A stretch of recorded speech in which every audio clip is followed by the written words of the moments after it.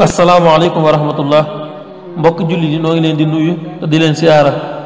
di leen bal xaq te di ko saaku ci yéen ñu fas yéene ànd ak yéen ci diiru weeru koor yi ci naafile yi ci guddi gu nekk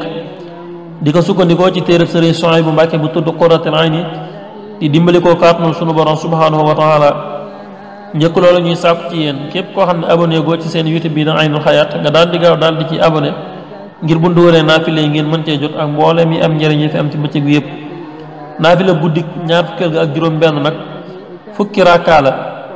rakka bu ci ne fatiha benn yoon ak alqaariatu ba saaru jeex benn yoon ak qul huwallahu ahad ba saaru jeex juróomi yoon bu noppee mu jéggulu yàlla la mu man sëriñ bi nee na dees na ko musal ci sawara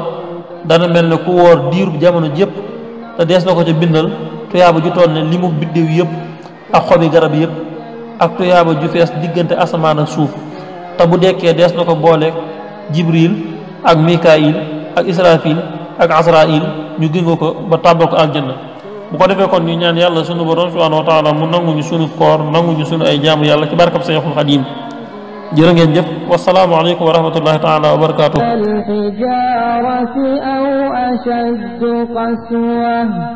وإن من الحجارة